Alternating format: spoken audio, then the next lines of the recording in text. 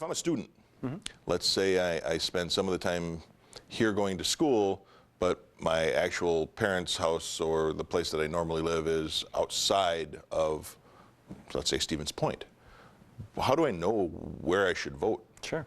Wisconsin law is unique in dealing with college students. They actually have the choice to choose between their parents' residence and where they live here on campus or in the city of Stevens Point when they're at school. So it's really up to them to determine what they consider to be their residence. Okay.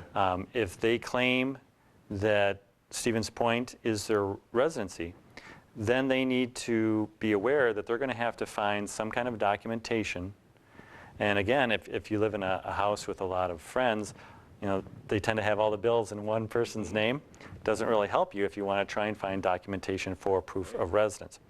So for those students, the best thing to use is some kind of documentation from the university as to show, you know, like their enrollment documentation, which would have their local address on it. And they can use that as their proof of residence. Okay.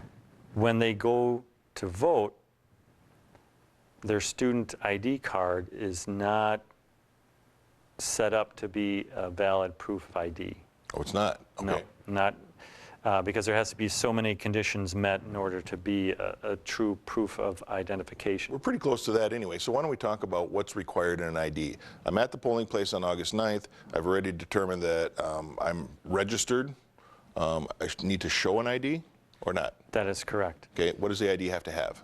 The student, any ID, it has to have a picture with your face on it. It has to have your name, your current address on it, or I'm sorry, it does not. It has to have your complete name.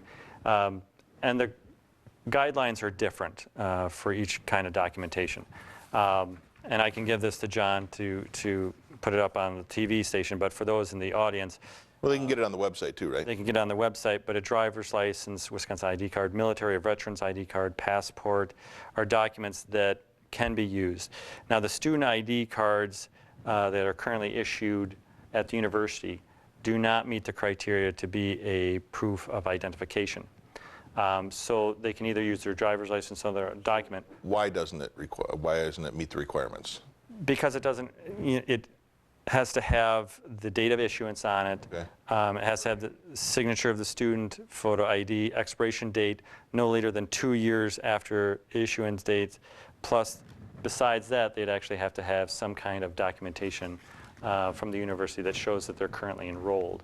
So the current student ID card here at UW-Stevens Point doesn't meet those criteria. However, the students that find themselves that they can't find any other documentation can actually go to the university and ask them for a new ID just for voting purposes, and they'll actually reprint meeting all the conditions that I just mentioned. Well, that's good.